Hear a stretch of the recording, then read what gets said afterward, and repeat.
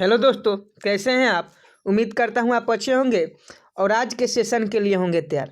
आप सभी जानते हैं कि आरआरबी एनटीपीसी और ग्रुप डी का एग्ज़ाम डेट जारी कर दिया गया है और उसी को देखते हुए हम लोग स्पीडी रेलवे जीके से हम लोग 1000 प्रश्न कर रहे हैं, जिसमें हमने पार्ट 1 पहले ही 100 लगभग पार्ट 1 में हम लोग 100 क्वेश्चन पहले ही देख चुके हैं और यह हमारा पार्ट 2 है जिसमें हम लोग लगभग 100 क्वेश्चन देखेंगे।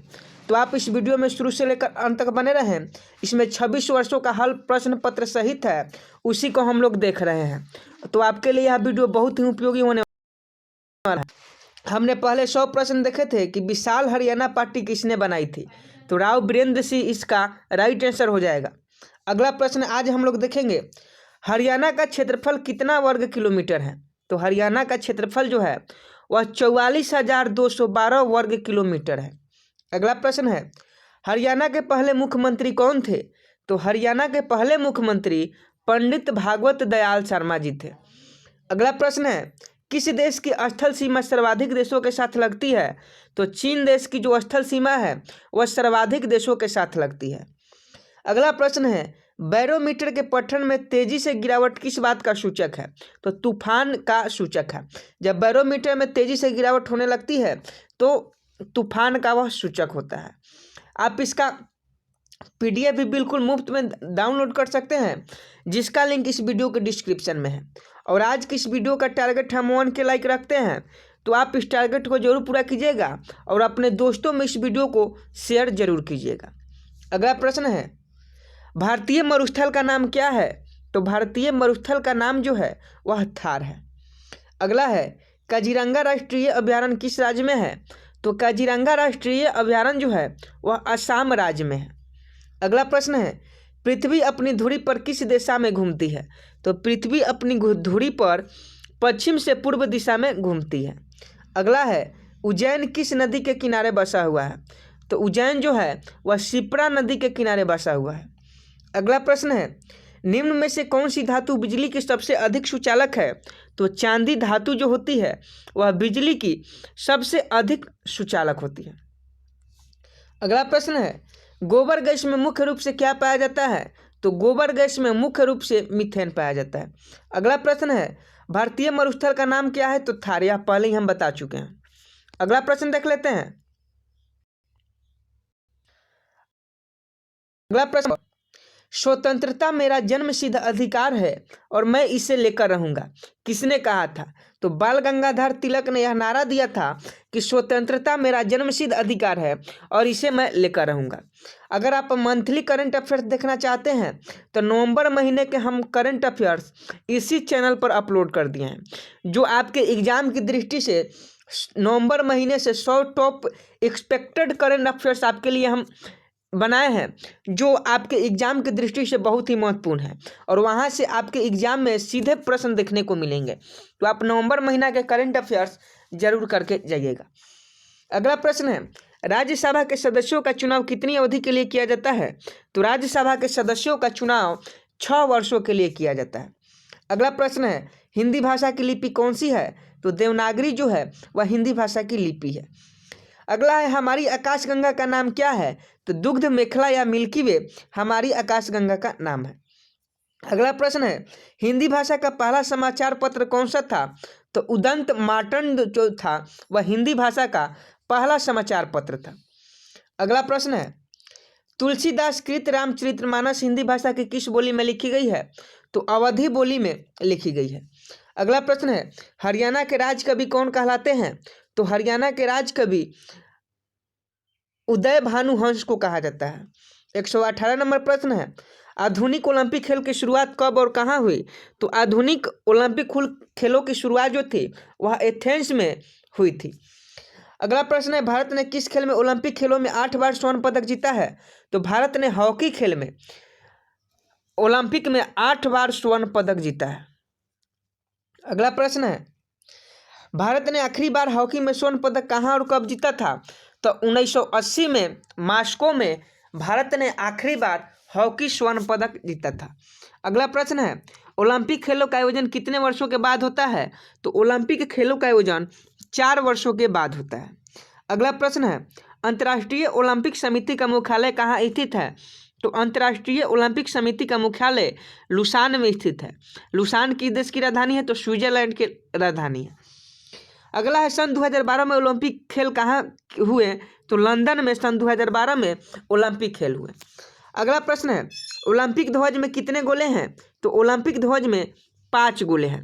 वीडियो पसंद आ रही हो तो वीडियो को लाइक और वीडियो को शेयर जरूर कीजिएगा ताकि हमें भी मोटिवेशन मिले और हम आपके लिए ऐसे ही वीडियो बनाते रहें। अगला है एक ओलंपिक में सर्वाधिक स्वर्ण पदक जीतने वाले खिलाड़ी कौन है? तो माइकल जैक्सन इसका राइट आंसर हो जाएगा। अगला है सन 2020 में ओलंपिक खेल कहाँ होंगे? तो टोक्यो में होने वाले थे सन 2020 के ओलंपिक खेल, लेकिन कोविड-19 के चलते इसे स्थगित कर दिया गया।